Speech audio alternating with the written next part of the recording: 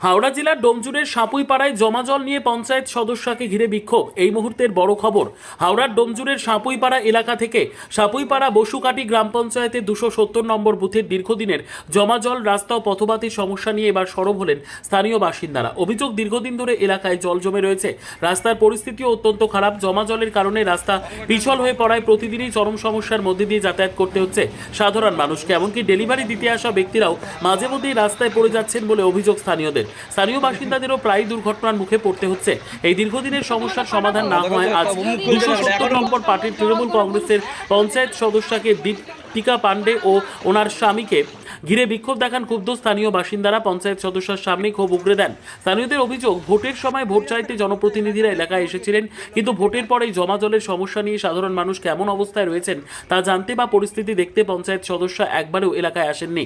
আজ সেই ক্ষোভই প্রকাশ্যে এসে পড়ে। পঞ্চায়েত সদস্যের সামনে দাঁড়িয়ে নিজেদের সমস্যার কথা তুলে ধরেন স্থানীয় বাসিন্দারা। তাদের দাবি প্রতিশ্রুতি নয়, এবার দ্রুত জমা জল নিষ্কাশন, রাস্তা সংস্কার এবং পথবাতি ঠিক করার ব্যবস্থা করতে হবে।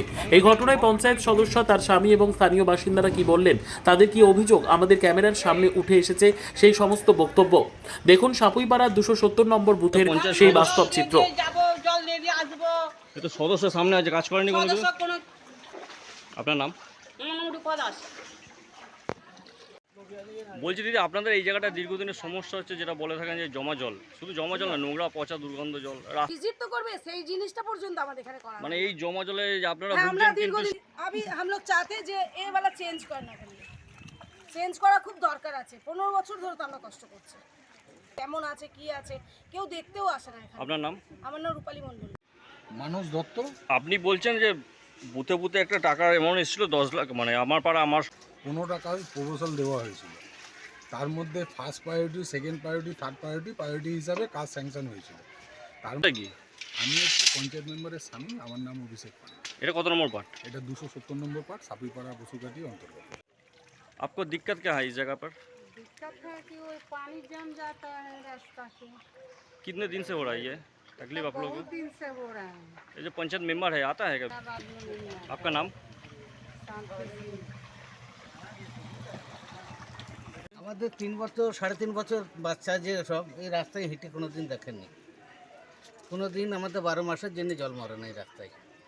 12 মাসই কার্যত থাকে প্রায়। থাকলে এরকম বৃষ্টি জলে এই নোংরা হয় নাকি? এখান কোনো দিন না, ওই ঘরেই। আপনার নাম দাদা? আমার নাম নিমাই মাঝি। এখানকার স্থানীয় বাসিন্দারা বলছে যে একটা বড় সমস্যা ছিল, যে সেই সময় তৎকালীন মুখ্যমন্ত্রী মমতা বন্দ্যোপাধ্যায় উনি অ্যানাউন্স করেছিলেন যে বুথে বুথে 10 লাখ টাকা করে দেওয়া হবে, অর্থাৎ আমার পাড়া আমার সমাধান। আপনার স্বামী সামনে দাঁড়িয়ে তিনি বলছেন এসছিল, আবার অনেকে বলছেন সেই হিসাবে বলছি আমার তা শেষ পর্যন্ত আপনি নির্দলীয় ছিলেন না, তৃণমূলে জয়েন করেছেন। হ্যাঁ 9 মাস পরে আমি জয়েন করেছি তো। আমরা কভার করতে এলাম, এখানে একাধিক সমস্যা দেখা দিচ্ছে প্রায় ডোম জুড়ে, গোটা জায়গাতেই হচ্ছে, সাপুইপাড়া জুড়ে। আপনারও এখানে মানে সমানই দেখা যাচ্ছে জল সমস্যা একটা। কার্যত ইএসএ হসপিটাল থেকে এই মাঠ অবধি আরও মনে হয় ভেতরে গেলে রাস্তা ভাঙা থাকবে, দীর্ঘদিনের একটা সমস্যা। তো সেই ব্যাপারে আপনি কি বলবেন? রাস্তা ভাঙা বলে তো এখন কোথাও নেই। হ্যাঁ হতে পারে কি এক একটা জায়গা এখনো হয়নি, সেটা হতে পারে। ভাঙা বলে আপনাকে আমি এক্ষুনি দেখিয়ে দেবো, চলুন।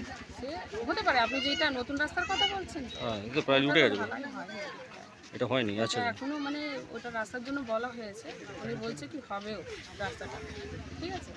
নতুন রাস্তা নয়, পুরনো রাস্তাগুলো নতুন রাস্তা না। আর একটা সমস্যা হচ্ছে যে ইএসএ আপনার নাম আর পরিচয়? আমার নাম দীপিকা পান্ডে, পার্ট নাম্বার 270 নম্বর পার্ট, পশুঘাটি সাপুইপাড়া, পঞ্চায়েতের মেম্বার।